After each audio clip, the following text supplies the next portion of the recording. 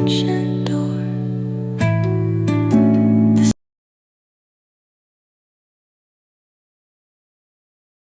Silence alive, yet brimming with sound. In the arms of solitude, I am found. Oh, whispering pines sing. सुबह के बज गए 12 और हम लोग अभी फ्री हुए क्योंकि आज थोड़ा सा लेट उठे थे क्योंकि कल हम लोग बहुत ज़्यादा थक चुके थे तो सुबह मॉर्निंग में उठने में लेट हो गया और हस्बैंड को सुबह ऑफिस जाना था तो जल्दी जल्दी ब्रेकफास्ट भी करना था तो उसकी वजह से सुबह ब्लॉग नहीं ले पाई तो आज थोड़ा सा लेट चालू कर रही हूँ। सारा काम घर का खत्म हो चुका है उसके बाद मैं ब्लॉग चालू कर रही हूँ। तो यहाँ हम लोग का काम अभी सब खत्म हुआ तो हम लोग बैठे हैं, यहाँ पे मम्मी भी बैठे हैं।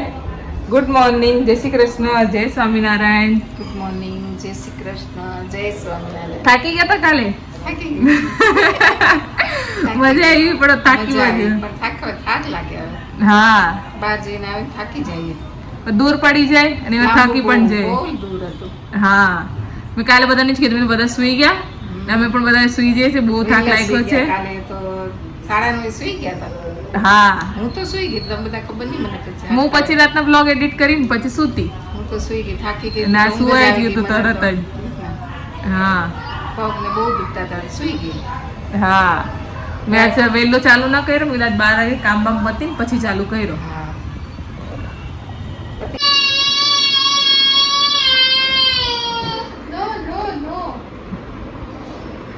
કાન ફાટી ગયા અમારા. શું બોલતી હતી તું? શું? અરે અરે ક્યાં પડી એ છે? ગઈ. નીચે આવી જા, નીચે આવી જા. કોને બોલાવે છે? કોને બોલાવતી હતી? બાને બોલાવતી હતી? બાને બોલાવતી હતી કે મમ્મીને? કોને બોલાવતી હતી? જો તારી બેનપણી આવી, જો તારી ફ્રેન્ડ આવી, નીતિ આવી, જો ફ્રેન્ડ આવી તારી, જો સામે ક્યાં? જો નીતિ આવી. આ બે ફ્રેન્ડ મળી ગયા.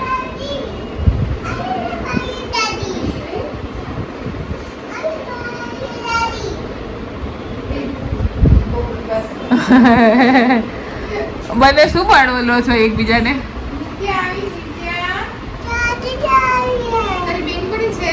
હા, હે? યગુ બેનપણી છે તારી? તારી ફ્રેન્ડ છે નિત્યા. બાટા. દાળ બનાવવાનું સ્ટાર્ટ કરશું આપણે. તો જો અડદની દાળ માટે મેં પહેલા અડદની દાળ લીધી છે તો મેં 1.5 વાટકી જેટલી અડદની દાળ લીધી છે ને એમાં આપણે થોડીશું ચપટીક જેટલી ચણાની દાળ નાખશું. થોડીક જ નાખવાની છે, વધારે નહીં. તો આને સારી રીતે ધોઈને પછી એને બાફવા મૂકી દેવાની છે. 3 થી 4 સીટી વગાડવાની છે અને આને બાફી લેવાની છે સૌથી પહેલા. આ રીતે મેં રોટલા બનાવવાનું ચાલુ કર્યું છે. આ જો મેં રોટલો બનાવી દીધો છે, હવે આને શેકવા રાખીશ. જો મારો રોટલો, જો તમને કેવો લાગે છે મારો રોટલો જરૂર કમેન્ટ કરીને બતાવજો. રોટલો આ જો એક સાઈડથી ચડી ગયો છે, બીજી બાજુ ચડવા રાખ્યો છે. તો કોને કોને આ રીતે રોટલા બનાવતા ફાવે છે? જો પહેલા મને તો નહોતું જ ફાવતું રોટલા બનાવતા, કારણ કે ક્યારેક પહેલા નાના હતા તો ત્યારે આપણે લોકો શું કરતા કે આમ મમ્મી લોકો લોટ આપે આપણને તો આપણે લોકો એને આમ થેપ્યા કરે, મમ્મી લોકોને જોઈ જોઈને થેપ્યા કરે. તો પછી એ રીતે કરતા કરતા થોડું થોડું ફાવે. પછી અમે લોકોએ શું કર્યું, પહેલા નહોતું ફાવતું તો થાળી અંદર ઉપર રાખે, પછી એને ગોળ મૂકે, પછી એના આમ થેપલા કરીએ તો એમ થેપી થેપીને એ ગોળ થઈ જાય. તો પછી એવી રીતે ધીરે ધીરે કરતા કરતા હાથેથી વણ કરતા શીખા. પહેલા તૂટતો જાય, હાથેથી બહુ ટાઈમ લાગે શીખતા શીખતા. તો પછી ધીરે ધીરે કરતા હું હાથેથી બનાવતા શીખી. મમ્મી પછી હાથેથી કરતા શીખવાડ્યું. પછી આ રીતે હું થેપીને, પછી જ્યારે ઘાય હોય ત્યારે હું કદાચ થેપીને કરી નાખું ને ક્યારેક મને અગર હું કરતી હોઉં આરામ તો હું હાથેથી કરું. એટલે બધાને પોતપોતાની અલગ અલગ રીત હોય. તમે લોકો બધા કેવી રીતે કરો છો એ જરૂરથી કહેજો કે તમે થેપીને કરો છો કે તમે લોકો આવી રીતે એના મતલબ શું કહેવાય આના પર રાખીને, મતલબ ક્યાં તો તાસડામાં યા તો પછી કે પાટલા પર તમે લોકો થેપીને કરો છો. હું તો હાથેથી પણ કરું છું અને એમ પણ કરું છું. એટલે રોટલા બનાવવાની મતલબ મજા પણ આવે અને જો કેવો મસ્ત દેખાય.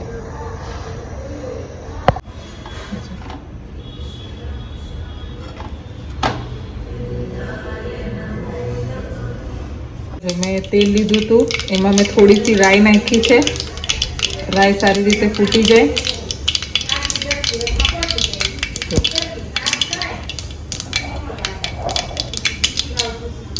પછી એમાં થોડો લીમડો નાખવાનો છે. પછી એ એડ કર્યા બાદ આમાં આદુ લસણ અને મરચાંની પેસ્ટ છે તે નાખી દેવાની.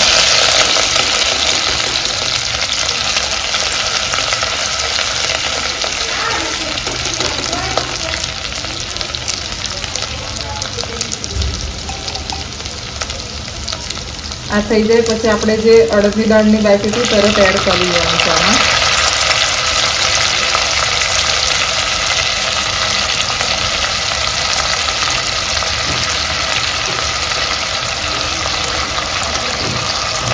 આપણે આવી રીતે દાળ નાખીને આપણને જોતું એટલું આપણે પાણી એડ કર્યું છે. પછી એની અંદર આપણે હળદી પાવડર,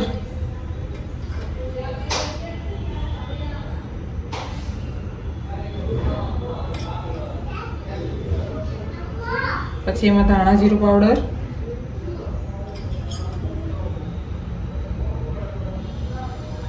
પછી એમાં આપણે એડ કરશું મરચું પાવડર.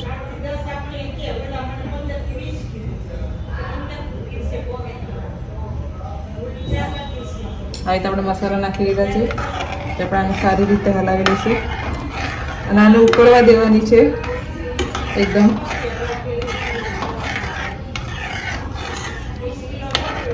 આમાં બધો કાચો મસાલો જ પડે. જો તમને તીખું જોતું હોય તો તમે આદુ મરચાં વધારે નાખી શકો છો અને લાલ મરચું પણ નાખી શકો છો વધારે. આ રીતે જો હવે દાળને સારી રીતે મિક્સ કરી લઈશું બધા મસાલા સાથે. પછી એને ઉકળવા દઈશું. સારી રીતે મિક્સ થઈ ગયું છે. હવે આની અંદર આપણે સ્વાદ અનુસાર મીઠું નાખશું.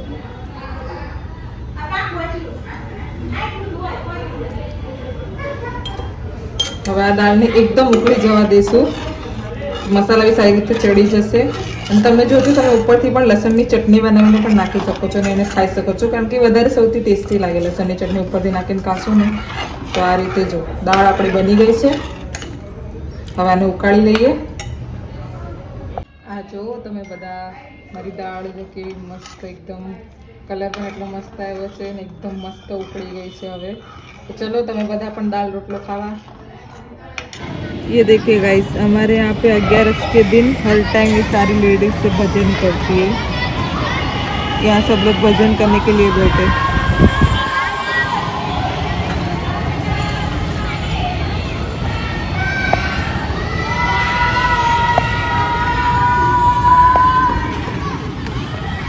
रात को यहाँ पे सब्जी लेने के लिए, क्योंकि शाम को थोड़ा सा टाइम नहीं मिला तो हम लोग आज रात को आए हैं बाहर. तो यहाँ पे हस्बैंड को फ्रूट्स खाने हैं तो हम लोग फ्रूट्स लेने के लिए आए हुए हैं. साइड का 500 अभी मीठा पूरा है हो जाएगा उसको.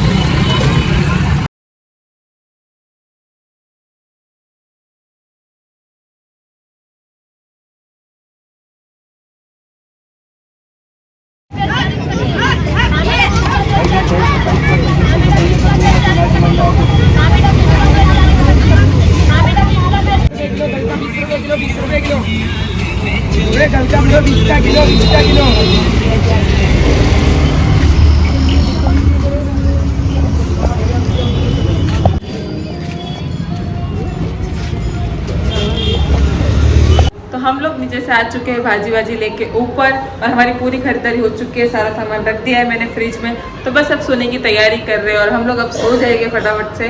तो कल मिलेंगे नए ब्लॉग के साथ. बस आज के लिए बस इतना ही. तो बाय बाय, गुड नाइट, जय श्री कृष्ण एंड जय स्वामीनारायण. और हमारे ब्लॉग को लाइक, सब्सक्राइब, शेयर करना मत भूलना. Bye bye.